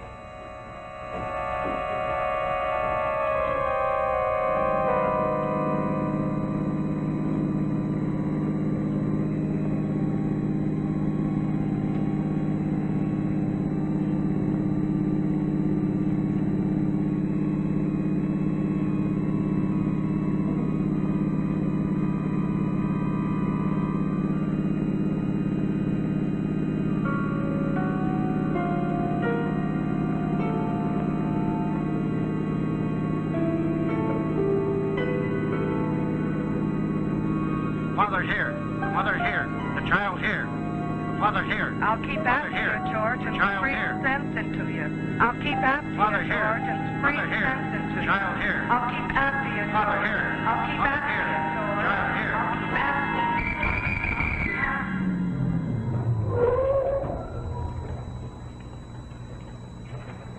you. You passed, my friend.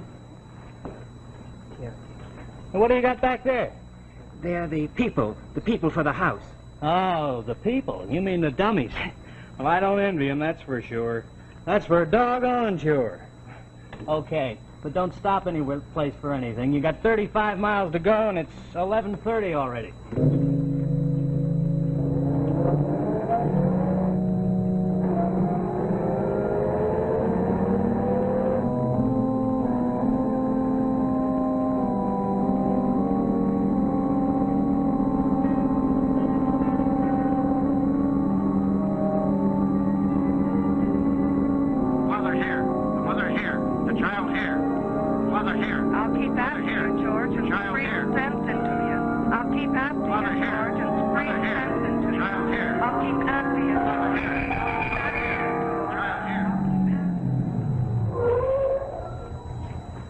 You have a pass, mister. You're in a restricted area now. Yes, I'm bringing the people, the dummies, into the target. Okay, but make it snappy. We have to clear this area by 0100. That's a little over an hour from now.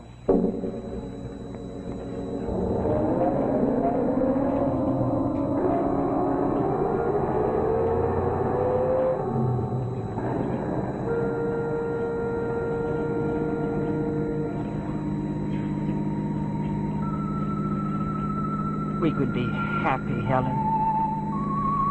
Very, very happy.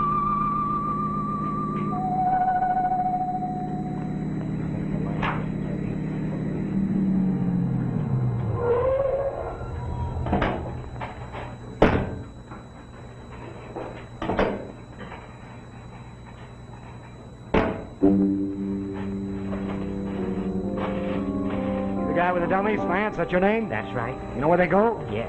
Okay, bring them on in.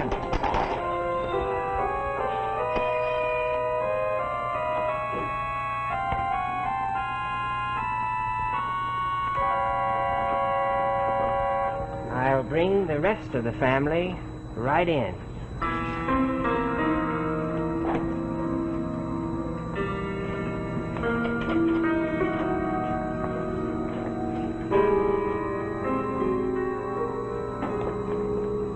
Guy with the dummies, huh? Yeah. Well, take a good look. Ain't gonna look like this tomorrow. Ain't gonna be nothing left but the memory.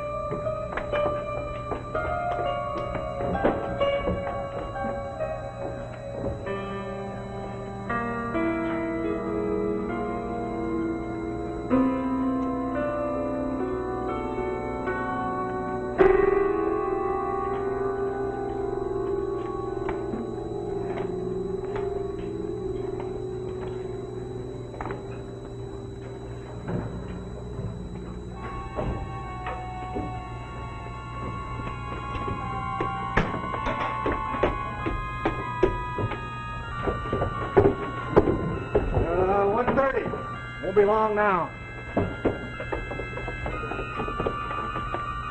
When they bring in that Jeep, did you say? About a half hour, then the colonel's going to inspect. Well, it's none too soon for me. You better make a final check. Turn on that radio.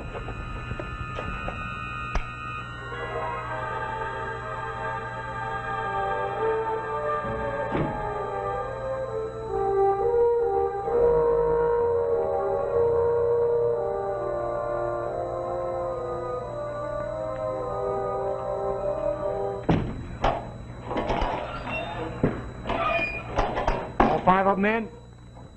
All five. You better kiss them goodbye.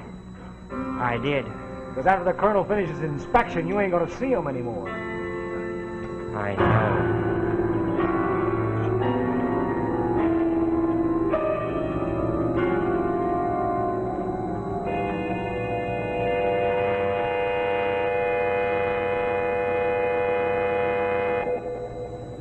Hello, this is Rex Marshall speaking for Autolite. We'll get back to our suspense story in just a moment.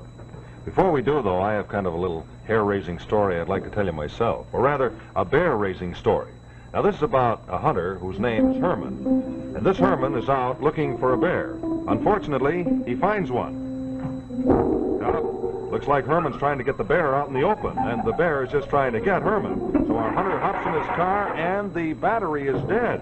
So that's the end of our story, because that was the end of Herman. Well, you see, that was another case of a battery going dry at the wrong time and not working when it was really needed. Well, our story might have had a different ending if Herman the hunter had had an Autolite Stay Full, the famous battery that needs water only 3 times a year in normal car use. Now, let me show you why that's true. You see, in the ordinary battery, small particles keep flaking off the positive plates. So the ordinary battery has to have a large space at the bottom to hold those particles. Otherwise, they'd soon pile up and short-circuit the plates, like that, leaving the battery dead. But in the Autolite Stay Full battery, every positive plate is surrounded by special fiberglass retaining mats to drastically reduce that shedding and flaking. That means that we don't need all that space at the bottom of the Autolite Stay Full, so we move those plates down, leaving over 3 times as much space at the top for extra liquid reserve. Now, with both batteries filled to capacity, there's over 3 times as much solution above the plates of the Autolite Stay Full. You'll notice that when water evaporates from the ordinary battery, the plates are left partially exposed and the battery's in danger of going dead. But take the same amount from the Autolite Stay Full, and those plates are still fully protected and active. Now, that's because of that extra liquid protection above the plates. And that's why the Autolite Stay Full battery needs water only 3 times a year in normal car use. And it gives longer life, too, as proved by tests conducted according to accepted life cycle standards. So why don't you pay a visit to your Autolite battery dealer soon? He services all makes, and if you need a replacement, you'll have an Autolite Stay Full for you. The battery that states right on the case needs water only 3 times a year in normal car use. It's very easy to locate your nearest Autolite battery dealer. Simply call Western Union by number and ask for Operator 25. That's right. Call me, Western Union Operator 25. I'll tell you the name and address of your nearest Autolite battery dealer. And remember, from bumper to tail light, you're always right with Autolite.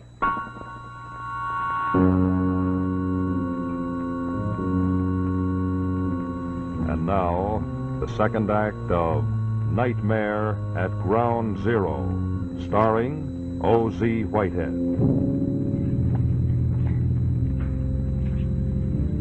It's all right. Looks fine. Well, old girl, this is it.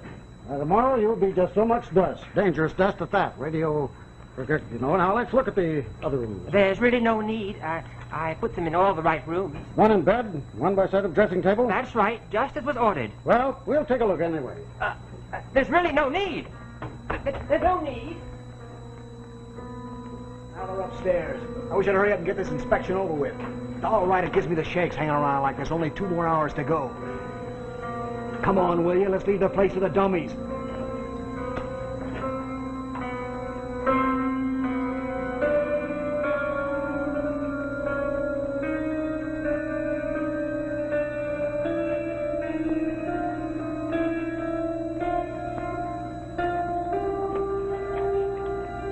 That's right. Pretty up, miss. Won't be much left to pretty up in a few hours. Don't say that. Now let's check the other bed. There's really no need.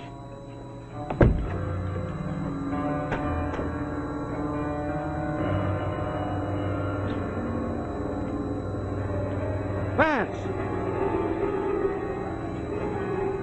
There's no mention of any blankets on any of these dummies. Oh. Yes, excuse me, sir. You want on the field phone. All right. Now, Vance, remove that blanket.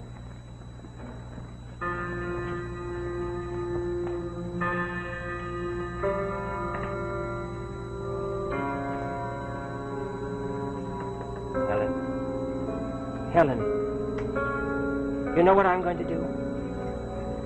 I'm going home and pack. And I'm going back east.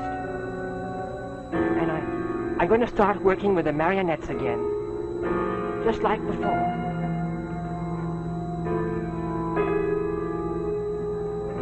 Goodbye, Helen.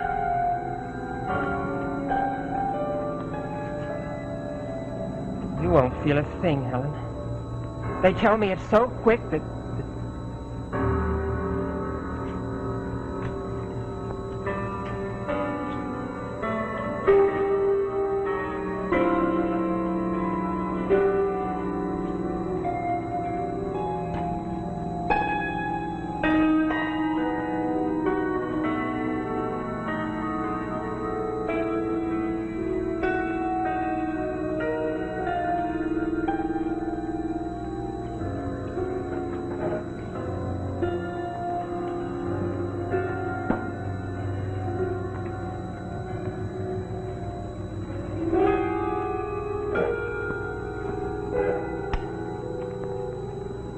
this very warm September night, the eyes of millions of Americans, as well as people all over the world, turn toward Yucca Flats in Nevada and a small frame house that is doomed to die. At 4 in the morning, Rocky Mountain time, the test house for the latest in the atomic blasts will be turned into an inferno and then nothingness as an Army bomber unloads the bomb directly over it. Its occupants? A handful of mannequins set strategically in its various rooms. Mannequins who are playing a part. They're playing our part, yours and mine. What happens to them at 4 in the morning is probably what would happen to us in case of an atomic attack. To us, our families, our loved ones. Helen. Helen.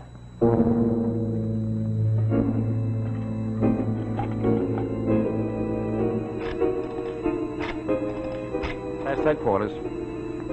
What? Are you kidding, sir? It's 3 a.m. That area is strictly off limits. They're going to blow up a... I can't help it. No one's allowed within 30 miles of that house. No. I'm sorry. No, Mr. Vance. I can't suggest a thing.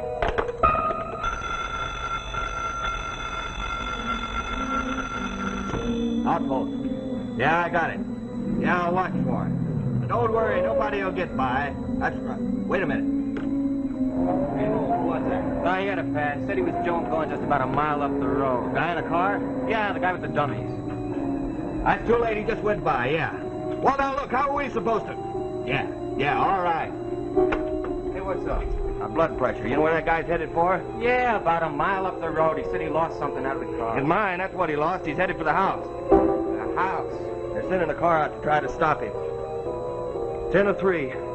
Now, if they don't get to him, there's going to be 5 dummies and 1 honorary dummy all blown to...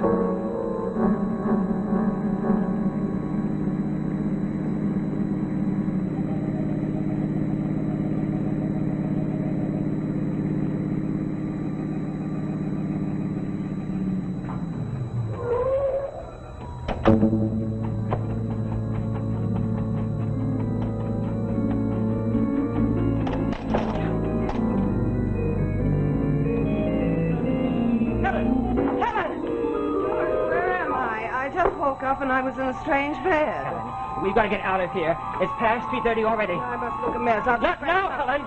We've got to get out of here. Why, George, this is...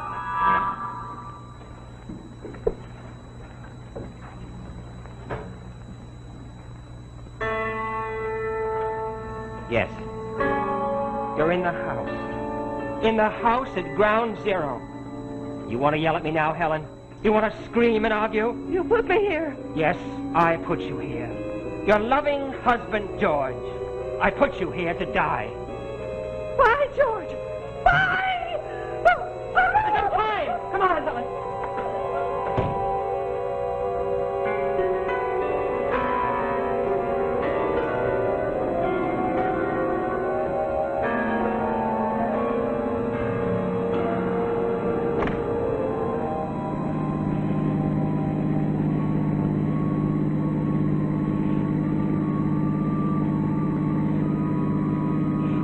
George, will we make it?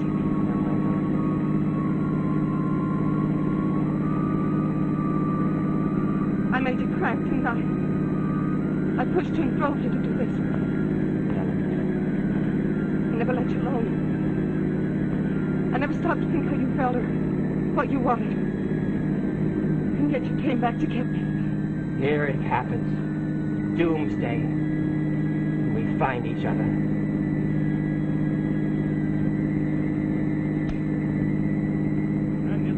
The hell weapon is the embodiment of a new challenge to all of man. It can be for good or for evil. It's for us to decide. And in finding it, perhaps we have opened the door to all that is ultimately good. This is the pulsing question that hangs over the little frame house at Yucca Flat just 15 seconds before the bomb. 10, 9, 8, 7, 6, 5, 4, 3, 2, 1. Bomb on target. Ground zero.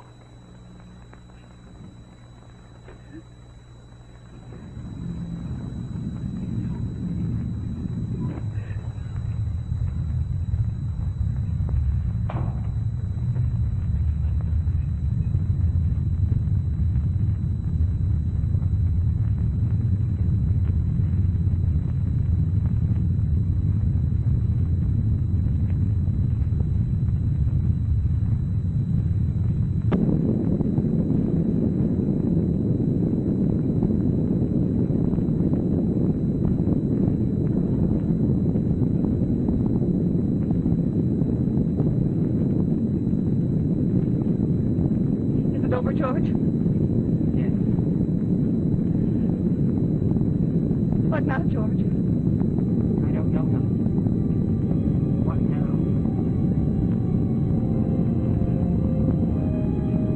We can start again, maybe. Try hard. We could try hard.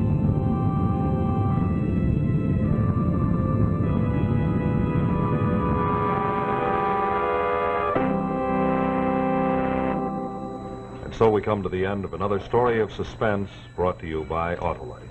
In just a moment, I'll tell you the title of our story for next week and the name of our star. First, I'd like to remind you drivers that the Autolite Stay Full is the famous battery that needs water only 3 times a year in normal car use. It's very easy to find the name and location of your nearest Autolite battery dealer. Just call Western Union by number and ask for operator 25. That's right. Call me, Western Union Operator 25. I'll tell you the name of your nearest Autolite battery dealer. And remember, From bumper to tail light, you're always right with Autolite.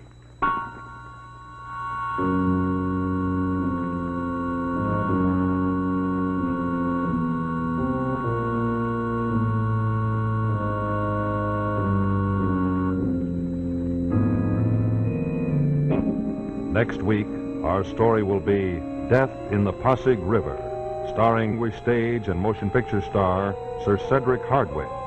Death in the Pasig River, another story well calculated to keep you in suspense.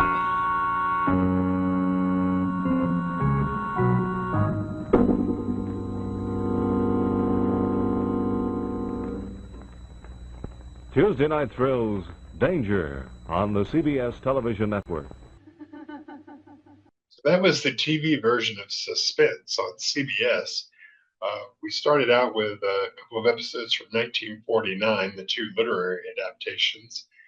Of course, you saw Boris Karloff in that first one, and then Bela Lugosi in the second.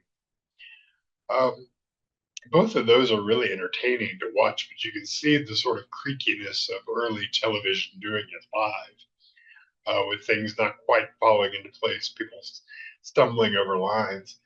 I thought it was interesting on the Poe adaptation that they moved it forward to the post-war years, and they had that little set of stairs that they kept going around and around on to sort of simulate that they were going deeper and deeper into the catacombs.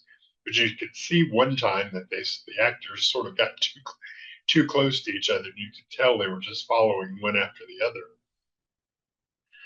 But both of them did a very good job. Lugosi never really got strong roles. I'm kind of surprised that he didn't do more of these. But Karloff did several of them on Suspense. Then On a Country Road, like I said, was adapted originally from a radio episode that starred Cary Grant. They had John Forsythe here playing that role. It's interesting, they kind of expanded it out. In the radio episode, it was all in the car. But they expanded it out to a set, I guess, to give them more room to move the camera around. And then the last one, if you stayed to the very end credits, you saw that one was written by Rod Serling of Twilight Zone fame. I think that was the only thing he ever wrote for Suspense. Kind of a weak episode. I don't think his heart was really into it. Had some creepy moments with dummies and stuff. But I thought it was a little laughable that he almost killed her in an atomic explosion, and that sort of saves their marriage. But Suspense on TV was never as popular as the radio show. The radio show, like I said, went on to 1962, so it ran a lot longer than the TV version. The critics weren't really that kind. They found it kind of boring and just contrived. Variety actually said that it made an inauspicious debut on television, and it was weakly motivated. And so there, some people think that the scripts are a little weak, and compared to the radio show, I think they are. But again, they were working with the limits of early television and trying to do these live. Now, they did try again with Suspense on a short-lived revival on CBS in 1964 that was hosted by Sebastian Cabot but I haven't been able to find any episodes from that run of it. I don't think there were many episodes done. It only ran from March of 64 to September of 64. That was Suspense, TV version. This has been the same show, different story. Next week, we're going to come back and we're going to look at another radio show that tried to make the jump to television on the anthology, and that's Lights Out. They did a short-lived TV version of that, so we're going to check that out next week. So join me back then, and I will see you later.